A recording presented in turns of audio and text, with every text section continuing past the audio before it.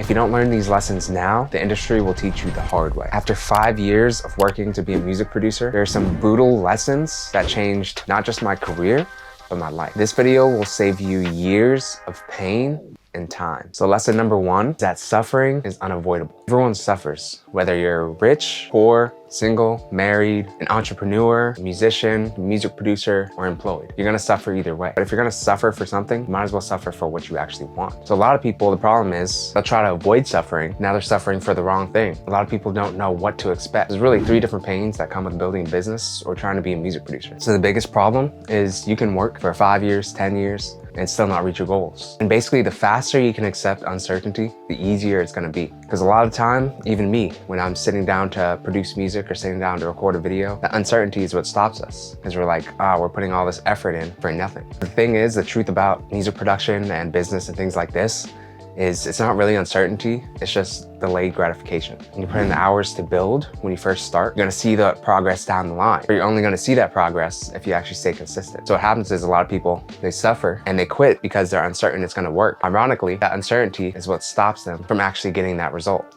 from the work they have already done. Next is difficulty. Now, pretty much anything you really wanna do is gonna be difficult, because if it was easy, you would already have it and you wouldn't even be worried about it. It's a way to overcome difficulty. Break it down to the smallest steps possible. If I say, I wanna make $10,000 per month from streaming royalties, the first element of that is, how can we break that down into the smallest goal possible? How about I learn how to make a song first? Let's make 10 songs, let's release monthly. And another thing we're not talking about is how to make your career less difficult by choosing the right income streams. So let's take making a song, for example. If you were to put all this effort into making a song and posting it on Spotify, you're making 0.003 cents per stream. Now at the same time, take the same thing, making a song, but instead you're being a ghost producer or offering a service and producing that song. Now it's actually gonna be a lot easier to reach your financial or even just music making goals. And then there's just pain. So the pain of getting up and working on your business or whatever it is, the sooner you accept it's gonna take all 3 of these and you just accept it, faster you're gonna win. Now, while it's true you're gonna suffer either way, and yes, you should accept it, the thing that really makes this worth it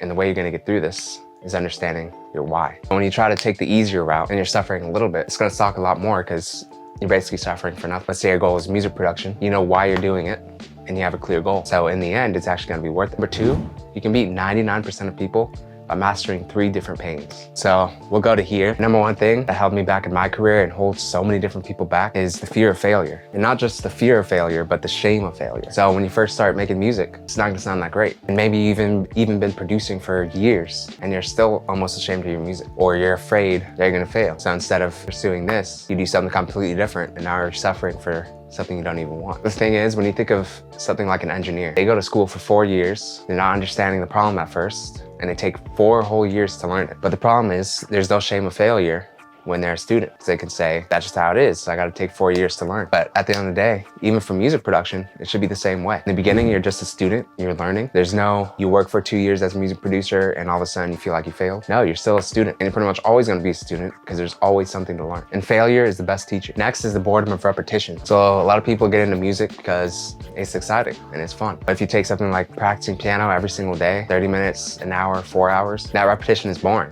But that's what it actually takes. Lesson 3, this is a super important one. It's that action is greater than information. So this is one I really struggle with. It's always wanting to know more. Because there's infinite information online, it can feel like extremely productive to just stay in this space and just keep consuming more and more and more, trying to learn more. And let's say you take an action and it doesn't work. So then you go back to here and you just keep consuming more and more. Now's the loop I was in. So every time I take an action, doesn't work. Okay, let me try to fill a whole notebook with business strategy and music production strategy. The thing is, you probably already know what to do. You probably already consumed enough. And all you need to do is take action.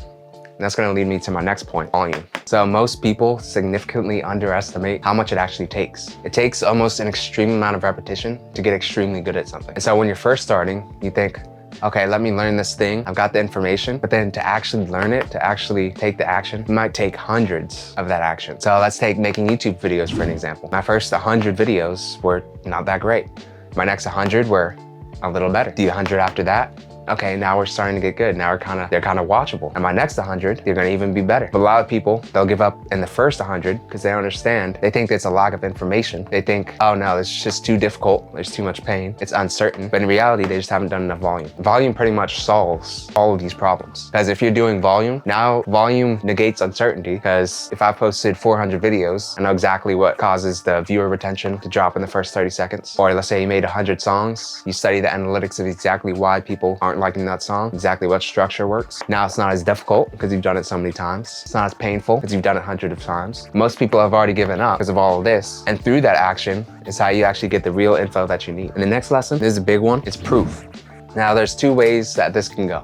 Number one, and that's the way that's pretty much natural and that we want to do, is we take all of our failures and all the negative and we use that as proof that it's not gonna work. So if I post a song and it gets less than 1,000 streams, now all of a sudden for my next song, I use that as proof that I'm not great at making music. And then that bleeds into my next song and my next song. And then now I'm spiraling down because I'm using negative proof. And that's gonna affect my beliefs, it's gonna affect how I think, it's gonna affect how much action I'm taking. So I'm not doing as much volume. Now I'm in pain, now I'm suffering, and it's gonna be impossible for me to actually grow because I'm just stacking negative proof. Now, the solution to this, let's flip it. What if every single small win, instead of using negative proof, I use positive proof? So let's say I get 100 streams. Okay, that means there's people that actually want to listen to my music. And let's say I haven't even done that much yet. So then the next song I get 200. And now I just keep going up and up and up because you're just thinking about that positive proof. Any result, you can pretty much turn it negative or you could turn it positive. Finally, the one that really changed everything, that changed my career and my life, is to create systems. So it's really to create systems and not goals.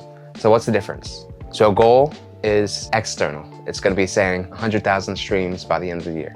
There's nothing I could really do about that. So that's gonna really trigger all of this. That's just gonna trigger uncertainty because I'm like, how the heck am I gonna do that? Is that even possible?